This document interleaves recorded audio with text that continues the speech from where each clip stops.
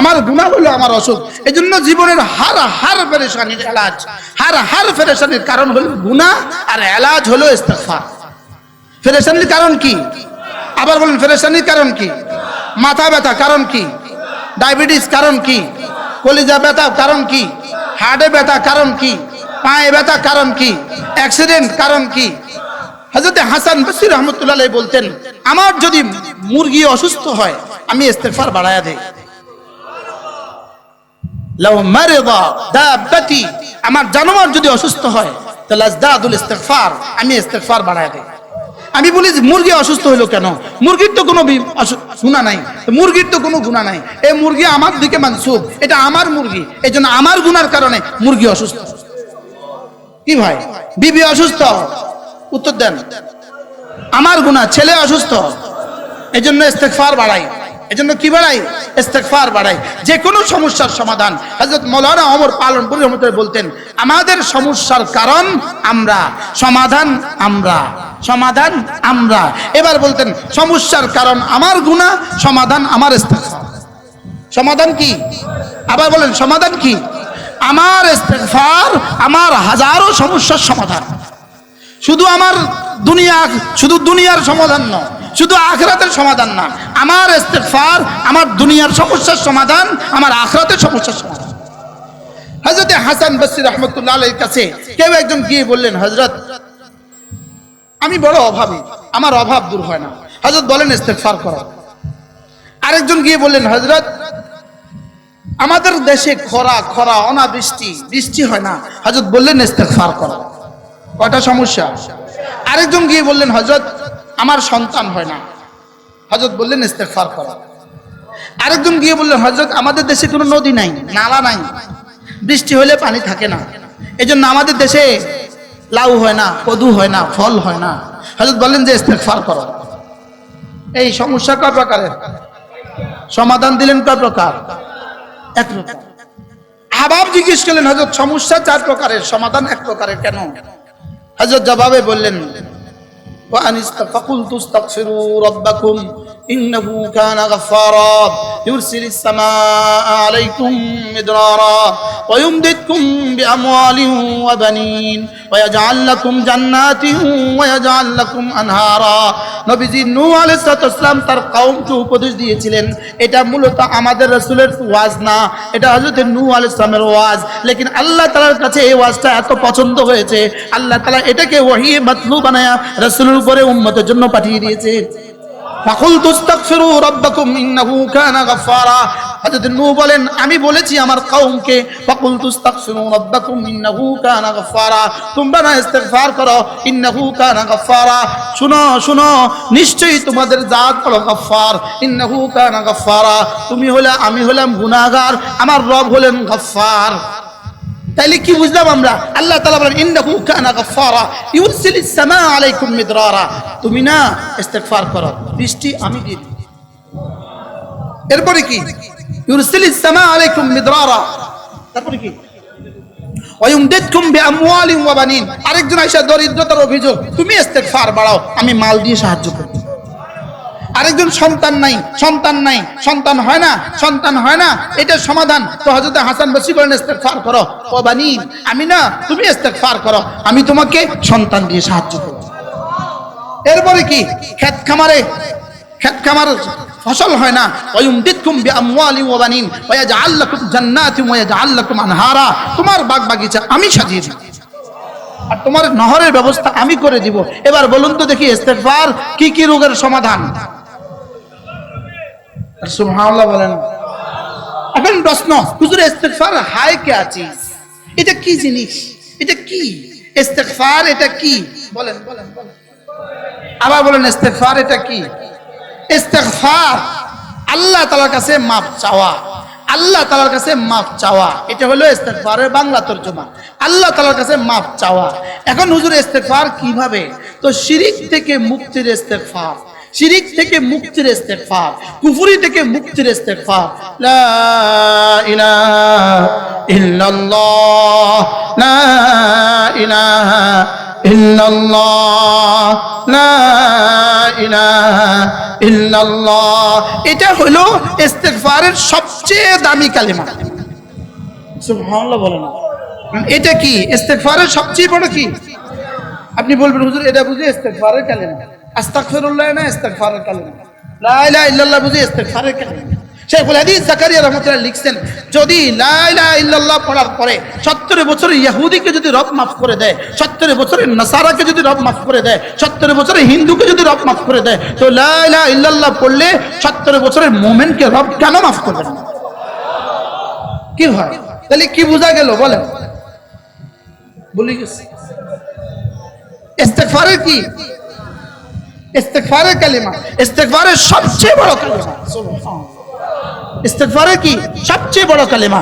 এরপরে ইস্তিগফারের সবচেয়ে বড় কালিমা কি? এরপরে ইস্তিগফারের সবচেয়ে বড় পদ্ধতি কি? এরপরে ইস্তিগফারের সবচেয়ে বড় পদ্ধতি হলো জামাতের সাথে নামাজ। সুবহানাল্লাহ বলেন। ইস্তিগফারের সবচেয়ে বড় পদ্ধতি কি? দ্বিতীয় সবচেয়ে বড় পদ্ধতি কি? জামাতের সাথে নামাজ। বলেন, আবার বলেন। এজন্যই তো ফজর আর জোহর পড়লো, ফজর পড়লো আর জোহর পড়লো, মধ্যবর্তী সব গুনাহ মাফ। জোহর আর আসর পড়লো, মধ্যবর্তী সব গুনাহ মাফ। আসর আর মাগরিব পড়লো, মধ্যবর্তী সব গুনাহ মাফ। মাগরিব আর এশা পড়লো, মধ্যবর্তী সব গুনাহ মাফ। মাগরিব, এশা আর ফজর পড়লো, মধ্যবর্তী সব গুনাহ মাফ। তাহলে কি বুঝলেন? ইস্তিগফারের তৃতীয় বৃহত্তম আমল কি? আবার বলেন। জামাতের সাথে কি? জামাতের সাথে নামাজ। আজকে থেকে পড়বো তো ইনশাআল্লাহ? বলেন ইনশাআল্লাহ। ইস্তিগফারের দ্বিতীয় বৃহত্তম সূরত কি? এজন্য নামাজ, জামাতের সাথে নামাজ ইস্তিগফারের সবচেয়ে বড় আমলি নমুনা। আমলি কি? আমলি নমুনা। একজন মানুষ আস্তাগফিরুল্লাহ আস্তাগফিরুল্লাহ 100 বার পড়ার তার সুযোগ হয় না। 100 বার পড়ার তার কি হয় না? ইনি এত বেশি ব্যস্ত, ইনি হেফজখানায় পড়ান, 24 ঘন্টা ডিউটি, ইনি আস্তাগফিরুল্লাহ শব্দ দিয়ে 100 বার করতে পারে না। একজন মানুষ মেম্বার সাহেব, চেয়ারম্যান সাহেব, ওসি সাহেব, ডিসি সাহেব, ইনি আস্তাগফিরুল্লাহ এই শব্দ 100 বার পড়তে পারে না, সময় হয় না তার, পড়তে পারেন না। লেকিন ইনি জামাতের সাথে নামাজ পড়েন, ইনি পৃথিবীতে সবচেয়ে বড় ইস্তিগফার করনেওয়ালা। আমি কি বুঝাতে পারছি আপনাকে? বলেন ইস্তিগফার কি? জামাতের সাথে নামাজ কি? মনে থাকবে? মেয়েদের জন্য আউয়াল ওয়াক্তে নামাজ। মেয়েদের জন্য কি? আউয়াল ওয়াক্তে নামাজ। পুরুষের জন্য কি? জামাতের সাথে নামাজ। এরপরে জুমা টু জুমা, জুমা এরপরে ইস্তিগফার। সুবহানাল্লাহ। 5 ওয়াক্ত নামাজের পরেও যদি কিছু গুনাহ থেকে যায়, কিছু সাগায়ের থেকে যায়, এরপরে আল্লাহ তাআলা এটাকে জুমা টু জুমা মাফ করে দেন। কি ভাই? এরপরে যদি আরো কিছু গুনাহ রয়ে গেছে, কোনো না কোনো ভাবে কিছু গুনাহ রয়ে গেছে, বাস রমজান টু রমাদান বাকি গুনাহ মাফ। তাহলে বোঝা গেছে ইস্তিগফারের তৃতীয় পদ্ধতি কি? রমজানের রোজা। সুবহানাল্লাহ বলেন। ইস্তিগফারের তৃতীয় পদ্ধতি কি? রমজান মাসের কি? রমজান মাসের রোজা। রমজান মাসের রোজা কি? এটা ইস্তিগফার। এরপরে যদি জীবনে কিছু গুনাহ হয়ে গেছে, জীবনে কিছু গুনাহ রয়ে গেছে, বাস কোনোভাবে যদি আরাফার ময়দানে চলে যেতে পারো, আরাফার বিকেল বেলা সব মাফ। ইন্নাল হাজ্জা ইয়াহদিমু মা কানা ক্বাবলা। হজ তোমার জীবনের পেছনের সমস্ত গুনাহকে মুছে দেয়। তাহলে আমরা কি পাইলাম আজকে? ইস্তিগফারের প্রথম কালেমাটা কি? এটাকে কি আমরা জীবনে ইস্তিগফারের কালেমা হিসেবে পড়ছিলাম? না, আমরা ইস্তিগফারের কালেমা হিসেবে কি করি নাই, আমরা এটাকে পড়ি নাই। এজন্য এটা বলার সময় এটাও মনে মনে করা, আল্লাহ এটা পড়লে না 70 বছর ইহুদিকে তুমি মাফ করে দাও। ইন্নাল ইসলাম ইয়াহদিমু মা কানা ক্বাবলা। আমি তো ইহুদি না, আমি তো নাসারা না, মুআযাল্লাহ আমি তো অমুসলিম না, আল্লাহ আমি তো মুসলমান, আমার তো শিরিকের গুনাহ নাই, আলহামদুলিল্লাহ আমার তো গায়রুল্লাহকে সেজদা করার গুনাহ নাই, কিছু টুটি ফুটি গুনাহ হয়ে গেছে, আমার কালেমা দিয়ে আমাকে মাফ করে দাও। তো এভাবে কালেমা যদি কেউ প্রতিদিন 100 বার পড়ে তো কেমন হবে? আরে সুবহানাল্লাহ বলে। এভাবে পড়তে থাকলে তার গুনাহ কোথায় যাবে? তার গুনাহই নাই। এজন্য করাচি হযরত বলেন মুমিনের আবার গুনাহ থাকে কেমনে? সুবহানাল্লাহ বলে। আচ্ছা, একটা ঘরে দুধের পাতিল, আচ্ছা আপনি কোন চাই দুধের পাতিলে কয়বার দুধ জাল দেয়? একবার, দুইবার, তিনবার, কয়বার? আচ্ছা 9 বার। লেকিন দুধের পাতিল এটা ধোয় কয়বার? একবার বা দুইবার। তো তো দুইবার দুধের পাতিলটা ধোয়ার পরে দুধের পাতিলটা কেমন হয়? চকচকে হয় কিনা বলেন? হ্যাঁ, মা মেয়েকে দুধের পাতিল ধোয়ার সময় কি বলে? ভালো করে দুষ, যেন চেহারা দেখা যায়। ভালো করে দুষ, মনোযোগ দিয়ে দুষ। তো দুইবার ধোয়ার পরে যদি এই পাতিল চকচক করে, তো 5 বার নামাজ দিয়ে ধোয়ার পরে আমার দিল কিরকম চকচক করা উচিত? আমরা ধুই কয়বার? সুবহানাল্লাহ বলেন। আমরা ধুই কয়বার? ইন্নী যালামতু নাফসি যুলমান কাসীরা পড়ছি জীবনে কয়বার? বলে শুধু ভাগ কি ভাই? তো গুনাহ আবার থাকে কেমনে? সুবহানাল্লাহ বলে। বলে হুজুর এরকম ওয়াজ করলে না ভালো লাগে, আশা আশা লাগে। কি ভাই? এটা আশা আশা লাগে না? মুমিনের গুনাহ নাই। বলেন বলেন বলেন, মুমিনের কি নাই বলেন? মুমিনের গুনাহ নাই। মুমিনের আবার গুনাহ হয় কেমন? নাই তো হুজুর, একটা আশ্চর্য চিন্তা। আলহামদুলিল্লাহ গুনাহ নাই। বলেন আলহামদুলিল্লাহ কি নাই? আলহামদুলিল্লাহ গুনাহ নাই। প্রতিটা ইবাদতের মধ্যে আল্লাহ তাআলা দুটো দিক রাখছেন, দুটো দিক। প্রতিটা ইবাদতের মধ্যে দুই দিক রাখছেন। একটা হলো এখানে কিছু উঠে যায়, আর হলো এখানে কিছু মুছে যায়। এখানে কিছু উঠছে, এখান থেকে কিছু মুছছে, উঠছে মুছছে। আবার বলেন না সুবহানাল্লাহ। কিছু জমা হয়েছে, কিছু কমে গেছে। সুবহানাল্লাহ। সাথে সাথে এই জন্য রাসূল বলেন, হযরত সিদ্দিক আকবর রাদিয়াল্লাহু আনহু থেকে বর্ণিত, রাসূল বলেন যখনই কোনো গুনাহ হয়ে যায়, যখনই কোনো গুনাহ হয়ে যায়, ফাআতবিহু হাসানাতিন, সঙ্গে সঙ্গে এর পেছনে তুমি কোনো নেক করো, সঙ্গে সঙ্গে নেক করো। গুনাহ যখন হয়ে গেছে, এটাতে ফেরেশতা এখানে তুলছিল 1, আর নেকি যখন হয়ে গেছে ওটা মুছে দিয়ে তুলছে 10।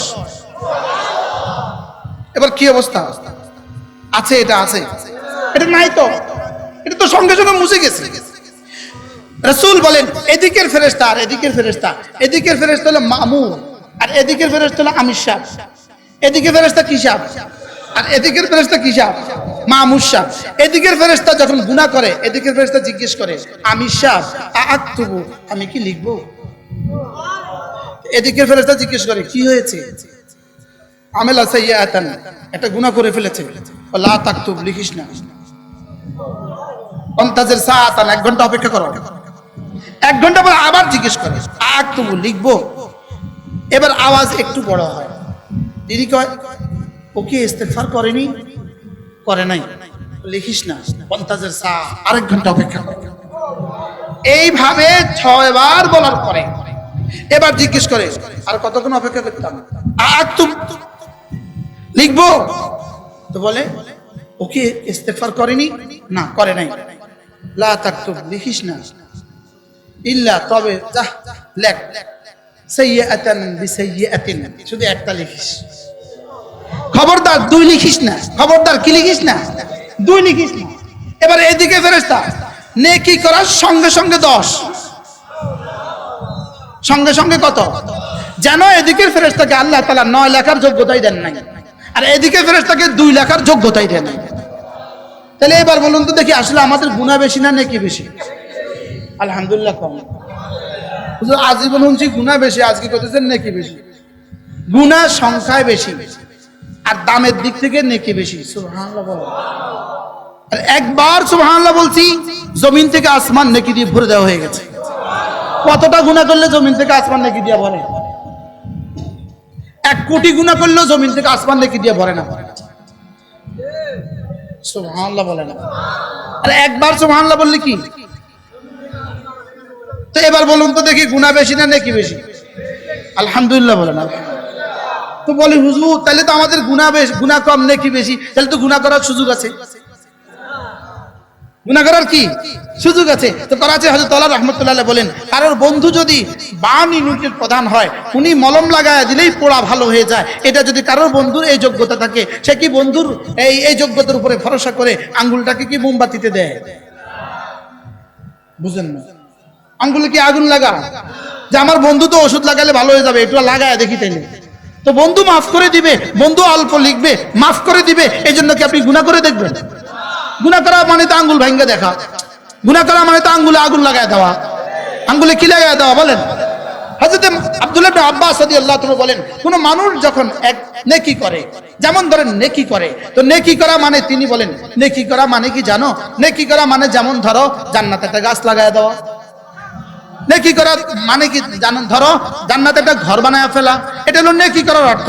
এবার গুনাহ করার অর্থ হলো নিজের হাতে নিজে ওই ঘরটা আবার ভেঙে ফেলা। কি বলছে বলেন? নেকি করার অর্থ কি? আরে গুনাহ করার অর্থ কি? তো কোন পাগলে ঘর বানায় আর ভাঙে? কোন পাগলে ঘর বানায় আর ভাঙে? কোন পাগলে গাছ লাগায় আর কাটে? কি ভাই, গাছ লাগাইছে আবার কাটছে, তা আমি কেন আমার ইবাদতগুলোকে নষ্ট করে ফেলবো? কথা তো আবার দূর চলে যাচ্ছে। আল্লাহ তাআলা আমাদেরকে ইস্তেগফারের হক আদায়ের তৌফিক দান করেন। এই জন্যই রাসূল বলেন, মান লাজিমাল ইস্তিগফার, মান লাজিমাল ইস্তিগফার, যে ইস্তিগফারকে লাজিম বানায় তো আল্লাহ তাআলা তার কি জাআলাল্লাহু মিন কুল্লি হাম্মিন ফারাজা, সমস্ত মুসিবত থেকে আল্লাহ তাআলা তার জন্য রাস্তা খুলে দেয়। আর কি করে? আর কি করে? ওয়ারাযাকাহু মিন হাইসু লা ইয়াহতাসিব, ধারণার বাহির থেকে আল্লাহ তাআলা তাকে রিজিক দান করে। তাহলে বোঝা গেছে আমার ইস্তেগফার আমার সুখের দুয়ারের চাবি, আমার ইস্তেগফার আমার কল্যাণের দুয়ারের চাবি, আমার শান্তির দুয়ারের চাবি, আমার রিজিকের দুয়ারের চাবি। মনে থাকবে তো ইনশাআল্লাহ? কথা তো দূর চলে গেছে। হযরত আব্দুল্লাহ ইবনে মাসউদ রাদিয়াল্লাহু তাআলা কি বললেন? জুনুবি জুনুবি, আমার কোনো সমস্যা নাই, আমার সমস্যা হলো আমার গুনাহ। সমস্যা কি? হযরত আব্দুল্লাহ ইবনে মাসউদ এই সাহাবী, জালিলুল কদর সাহাবী, হিবরুল উম্মাহ, ফকিহুল উম্মাহ, উম্মতের সবচেয়ে বড় ফকিহ ছিলেন হযরত আব্দুল্লাহ ইবনে মাসউদ রাদিয়াল্লাহু তাআলা। তিনি বলেন জুনুবি জুনুবি, আমার গুনাহ হলো আমার সমস্যা। এবার বলেন আমাদের সমস্যার কারণ কি? হযরত ওসমান রাদিয়াল্লাহু তাআলা জবাবে বললেন, হযরত আমি তো আর এটার কোনো সমাধান আমার কাছে নাই, এটার কোনো সমাধান তো আমার কাছে নাই। আমি কি একজন ডাক্তার ডাকবো আপনার জন্য? হাল আদউ লাকা তাবিব, আমি কি আপনার জন্য একজন ডাক্তার ডাকবো? তিনি জবাবে বললেন, ডাক্তার কাকে ডাকবা? ডাক্তারই তো অসুস্থ বানাইছে। কি এবার জবাবে বলেন, হযরত ফামা রাজাউতা, আমি তো কিছু করতে পারলাম না, আপনার যদি কোনো আশা থাকে আমি আপনার আশা পুরো করে দিব। হযরত আব্দুল্লাহ রাদিয়াল্লাহু তাআলা জবাবে বলেন, আব্দুল্লাহ, ওসমান, জানো আমার আশা কি জানো? রাজাউতু রাহমাত রাব্বি, আমার আশা হলো আমার রবের রহমত। পারলে একটু দাও। এটাও কি দেওয়ার সুযোগ আছে? এটাও দেওয়ার সুযোগ নাই। হযরত ওসমান রাদিয়াল্লাহু তাআলা এবার পকেটে হাত দিলেন, কিছু স্বর্ণ মুদ্রা বের করলেন, বের করে বললেন, হযরত এই স্বর্ণ মুদ্রাগুলো, টাকাগুলো আপনার সন্তানদের জন্য রেখে দেন, আপনার মৃত্যুর পরে ওরা ইস্তেমাল করবে। হযরত আব্দুল্লাহ রাদিয়াল্লাহু তাআলা জবাবে বললেন, ওসমান কি বলছো তুমি? তুমি কি বলছো? তুমি আমাকে কয়টা স্বর্ণ মুদ্রা দিয়ে আমার সন্তানদের জন্য রেখে যাওয়ার জন্য বলছো? আল্লামতুহুন্না সূরাতুল ওয়াকিআ, আমি তো তাদেরকে সূরা ওয়াকিআ শিখিয়েছি। কি শিখিয়েছি? আমি তো তাদেরকে সূরা ওয়াকিআ শিখিয়েছি। আল্লামতুহুন্না সূরাতুল ওয়াকিআ, আমি তো তাদেরকে সূরা ওয়াকিআ শিখিয়েছি। জানো সূরা ওয়াকিআ জানো? রাসূল বলেন, মান ক্বারা সূরাতুল ওয়াকিআ ফি কুল্লি লাইলা, যে প্রত্যেক রাতে সূরা ওয়াকিআ তেলাওয়াত করবে, লাম তুসিবহু ফাকাতুন আবাদা, দারিদ্রতা জীবনে তাকে কখনো পাবে না। কি ভাই, জীবনের শেষ সময় আমিরুল মুমিনিনের পক্ষ থেকে হাদিয়া কিভাবে তিনি প্রত্যাখ্যান করলেন? কি বলে? আমি আমার সন্তানদেরকে কি শিখিয়েছি? সূরা ওয়াকিআ শিখিয়েছি। এই হলো সূরা ওয়াকিআ। এই সূরার কয়েকখানা আয়াত আমি আপনাদের সামনে তেলাওয়াত করেছি। ফালা উকসিমু বিমাওয়াকিন নুজুম ওয়া ইন্নাহু লাকাসামুন লাউ তা'লামুন আযীম ইন্নাহু লাকুরআনুন কারীম ফি কিতাবিন মাকনুন লা ইয়ামাসসুহু ইল্লাল মুতাহহারুন তানজিলুম মির রাব্বিল আলামিন। এই আয়াতে কারিমাগুলো আমি আপনাদের সামনে তেলাওয়াত করেছি। এই দস্তারে ফজিলত হাফেজ ছাত্রদের মাথায় আমরা আজকে পাগড়ি দিয়েছি। এইটাকে সামনে রেখে আমি আপনাদের সামনে এই আয়াতে কারিমাগুলো তেলাওয়াত করছি। আল্লাহ তাআলা যেন আমাদেরকে কোরআনে কারীমের ইয়াকিন আমাদের দিলে দিয়ে দেন। সকলে বলেন আমিন। কোরআনে কারীমের আজমত আমাদের দিলে দিয়ে দেন। আমরা যারা ছোটখাটো বক্তা আছি, আমরা ইতিপূর্বে একটা ওয়াজ করতাম, এই কথা বলতাম, ভাই নিয়ত করেন আপনাদের ছেলে মেয়েদেরকে কোরআন শিখাবেন, নিয়ত করেন, এটা আমরা বলতাম, আমরা এটা ওয়াজ করতাম। শুনেন না আপনারা? এটা কি শুনছেন বলেন? নিয়ত করেন আপনাদের ছেলে মেয়েদেরকে কি শিখাবেন। কিন্তু এখন আমি আমার এই ডায়ালগটা পাল্টায় দিছি। এটা আমি এখন পাল্টায় দিছি। আমি এখন বলি, ভাই নিয়ত করেন আমি কোরআন শিখবো, আমার সন্তানদেরকে শিখাবো। বলেন বলেন বলেন বলেন। কি লেগে হাত তুলছেন? বুঝে তুলছেন? বুঝে কি লেগা? আবার বলেন। আগে কি দিতাম, কি বলতাম? ইয়া রব। আপনি 40 বছর বয়স, আপনি কোরআন শরীফ পারেন না, আপনি আপনার সন্তানকে কোরআন শরীফ শিখাবেন, তা আপনার জিম্মাদারি আদায় করবে কে? আপনি পড়বেন কবে? আগে আপনি শিখবেন আজ থেকে, আর সন্তানকে শিখাবেন যেদিন সন্তান শিখার বয়স হয়। আপনি শিখবেন কবে থেকে? আমরা আগে বলতাম, আমরা তাবলীগওয়ালারা বলতাম, ভাই 10টা সূরা ঠিক করবেন, ইন্না লিল্লাহ। এখন আমার বুঝা এসে গেছে, না এই কথা ঠিক বলি নাই, এই কথা কি বলি নাই, না 10টা সূরা ঠিক বলি নাই। এটার উদাহরণ হলো এমন, যেমন ধরেন আমি হলাম, ইনার একটা কোম্পানি আছে, আমি ইনার কোম্পানির সুপারভাইজার, আমারে বলছে এই 10টা কাজ করাই আনবা, 10 জন কর্মচারী দিয়া। আমি কর্মচারীদের বলছি, এই তোরা 3টা কাজ কর, আর 7টা আমি দেখতে। 7টা করাইলো না, 3টা করাইলো, তো সুপারভাইজার তার জিম্মাদারি আদায় করছেন, মালিক কি বলবে? আমি দিছি 10টা কাজ করাইতে, তুমি 3টা করাইলা। আমরা হইলাম সুপারভাইজার, আমরা কি? আমি সুপারভাইজার হইয়া আপনাকে বলতেছি, ভাই 10টা সূরা ঠিক করবেন। 10টা সূরা রব জিজ্ঞেস করবে, তুই ফাইজলামি করি 10টা কলি কে? বুঝেন নাই কথা কি বলছি বলেন? খালি 10টা ঠিক করবেন না 114টা ঠিক করবেন? আরো জোরে কর, 10টা সূরা ঠিক করবো না 114টা সূরা ঠিক করবো? তো 3 চিল্লা লাগায়া যদি 10টা সূরা ঠিক হয়, মাসালান 3 চিল্লা লাগায়া যদি 10টা সূরা ঠিক হয়, এরা যদি হয় সুন্নতওয়ালা, এরা যদি হয় আল্লাহওয়ালা, এরা যদি হয় দ্বীনওয়ালা, যারা 3 বছর লাগায় 114টা ঠিক করছে, এরা কারা? সুবহানাল্লাহ বলেন। 10টা সূরা ঠিক করে যদি হয় সুন্নতওয়ালা, তো 114টা সূরা ঠিক করে কি ওয়ালা হয়েছে? কি হয়? 10টা সূরা ঠিক করে হয়েছে নবীওয়ালা, 10টা সূরা ঠিক করে হয় নবীওয়ালা, তো 114টা সূরা ঠিক করে কি ওয়ালা? বুঝাতে পারিনি। এবার বলেন, আমি কি 10টা সূরা ঠিক করবো না 114টা ঠিক করবো? আবার বলেন, 10টা সূরা না 114টা? যারা 10টা ঠিক করছেন বাকিটা করেন না, তাদের কি অবস্থা? জবাব দেওয়ার জন্য রেডি থাকেন। তো বলবেন, হুজুর আমি তো 10টা করছি, অন্যরা তো একটাও করে না। না, অন্যের প্রশ্ন তোমাকে করা হবে না, তোমাকে জিজ্ঞেস করা হবে, তুমি 114টা পড়লা না কেন? তুমি 114টা তুমি পড়লা না কেন? তোমাকে জিজ্ঞেস করবে, তুমি 114টা পড়লা না কেন? আপনি বলবেন, আমার ছেলেকে আমি পড়াইছি, আমি পড়ি নাই। তুই পড়লি না কেন? বুঝো নাই কথা। এতদিন কি কইতাম? ছেলেকে পড়ায় নিজের জিম্মাদারি, নিজে পড়েন নাই কেন এটা জবাব দিবেন? এটা হবে না।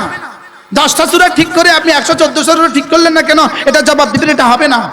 আমাকেই কোরআন কারীম ঠিক করতে হবে। কার জন্য কোরআন? কার জন্য? না আমার ছেলের জন্য? আগে আমার জন্য। বলেন আগে কার জন্য? এই জন্য কোরআনে কারীমের ব্যাপারে দেখেন, স্বাভাবিকভাবে আমাদের কাছে 3টা শব্দ আছে, সে, তুমি, আমি। বলেন সে, তুমি, আমি। আবার বলেন সে, তুমি, আমি। এই 3টা মিলে কি হয়? আমরা। সে, তুমি, আমি, এই 3টা মিললে কি হয়? আমরা। এখন কোরআনে কারীমের বেলায় সে পড়ে, যেমন আপনারা বলবেন হুজুরের কথা, তিনি পড়েন, সে পড়ে। এবার বলবে, আপনি বলবেন হুজুর সে পড়ে, আল্লাহকে বলবে তুই কেন পড়িস না? এবার তুমি পড়ো, সেও পড়ে, তুমিও পড়ে, আমি কেন বাদ গেলাম? তাহলে এখানে সে পড়ে, তুমি পড়ো, আমি পড়ি। আবার বলেন কত কি কি? সে, ডাক্তার বলেন, ডাক্তারও কোরআন শরীফ ঠিক করতে হবে, ইঞ্জিনিয়ারও কোরআন শরীফ ঠিক করতে হবে। বলেন সে পড়ে, তুমি পড়ো, আমি পড়ি। এবার দেখেন, ইয়াতলু আলাইহিম আয়াতি, তরজমা, সে পড়বে কোরআন। এবার উতলু মা উহিয়া ইলাইকা মিনাল কিতাব, তুমি পড়ো কোরআন। এবার ইন্নামা উমিরতু আন আতলুয়াল কুরআন, আমার রব আমাকে নির্দেশ দিয়েছেন যেন আমিও পড়ি কোরআন। তাহলে সেও পড়বে কোরআন, তুমিও পড়ো কোরআন, আমিও পড়বো কোরআন। কে কে পড়বে? বলেন বলেন বলেন। সে, তুমি, আমি। বলেন বলেন বলেন। সে, তুমি। এবার কে কে বাদ গেছে? এবার কেউ বাদ যাওয়ার সুযোগ আছে? ডিসি সাহেব তুমিও পড়ো কোরআন, ওসি সাহেব তুমিও পড়ো কোরআন, এসপি সাহেব তুমিও পড়ো কোরআন, মুফতি সাহেব তুমিও পড়ো কোরআন, ডাক্তার সাহেব তুমিও পড়ো কোরআন, মুরিদ সাহেব তুমিও পড়ো কোরআন, আমিও পড়ি কোরআন, সেও পড়ে কোরআন, তুমিও পড়ো কোরআন। কোরআন আমার কিতাব, কোরআন তোমার কিতাব, কোরআন তার কিতাব। কোরআন কার কার কিতাব? আমার কিতাব, তারও কিতাব, তোমারও কিতাব। সে তুমি আমি তিনদল মিলে এবার কোরআন আমাদের কিতাব। সুবহানাল্লাহ। এখন আমরা যে বললাম ছেলেদেরকে পড়াবেন, তো নিজে কোথায় গেলেন? তাহলে বোঝা গেছে ছেলে মেয়েকেও পড়াবো, নিজেও পড়বো ইনশাআল্লাহর আওয়াজের যে অবস্থা, এটা কি ইনশাআল্লাহর মধ্যে থাকবে না কোনো পরিকল্পনা নেবেন? তাহলে বয়স্কদের জন্য তালিমের ব্যবস্থা করতে হবে। সমাজের প্রত্যেকটা স্তরে মানুষের জন্য কোরআন শরীফ পড়তে হবে। বলেন ইনশাআল্লাহ, বলেন ইনশাআল্লাহ। এখন আমি তো আর আপনার উপর লাজেম করতে পারি না। अपना मन में डूब कर बाजा सुरा की जिंदगी तू मेरा बनता ना बना अपना ही बने। পৃথিবীর কোন সংস্থা, পৃথিবীর কেউ তো আপনার উপর লাজেম করার নাই। এখন তো লাজেম করার নাই, তাহলে আপনি আপনার নিজের উপরে লাজেম করে নেন। আমি কোরআন শরীফ শিখবই শিখব। বলেন ইনশাআল্লাহ, বলেন ইনশাআল্লাহ। আল্লাহ তৌফিক দান করেন। আল্লাহ আমাদেরকে কোরআন ওয়ালা বানান। আল্লাহ আমাদেরকে কোরআনের সাথে আমাদের জীবনকে জুড়ে দেন। আল্লাহ তাআলা আমাদের সকলকে কবুল করেন। আল্লাহ আমাদের এই মজলিসকে কবুল করেন। যদি আমার সুযোগ থাকতো ফালা উকসিমু বিমা ওয়াকিন নুজুম আমি আপনাদের সামনে শোনাতাম, লেকিন সময়ের সংক্ষিপ্ততার কারণে আমি আমার কথা এখানেই শেষ করলাম। আল্লাহ তাআলা আমাদের সকলকে বুঝা মানা সহজ করে দেন, সকলকে কোরআন ওয়ালা বানিয়ে দেন। হাশরের ময়দানে যেন কোরআন আমার পক্ষে সুপারিশকারী হয়ে যায়, কোরআন যেন আমার পক্ষে সুপারিশকারী হয়ে যায় না। হাশরের ময়দানে যেন ইন্না কওমি ইত্তাখাযু হাযাল কুরআনা মাহজুরা এই অভিযোগের মধ্যে যেন আমার নাম না পড়ে। سبحان الله بحمده سبحانك اللهم بحمدك أشهد أن لا إله إلا أنت أستغفرك وأتوب إليك وصلى الله تعالى على النبي الكريم। আমাদের কিতাবগুলো আমাদের বইতে আছে, আমাদের 15টা কিতাব আছে। আল্লাহ তাআলা যদি কারোর তৌফিক দান করেন আমাদের গাড়ি থেকে কিতাবগুলো সংগ্রহ করবেন। প্রতি ইংরেজি মাসের শেষ শনিবারে আমাদের কুমিল্লার মাদ্রাসা জিকিরের মজলিস, যদি কখনো কেউ সুযোগ থাকে শরীক হবেন। সুবহানাল্লাহি বিহামদিহি সুবহানাকাল্লাহুম্মা বিহামদিক আশহাদু আল লা ইলাহা ইল্লা আনতা আস্তাগফিরুকা ওয়া আতুবু ইলাইক। হুজুর দোয়া করে দিন।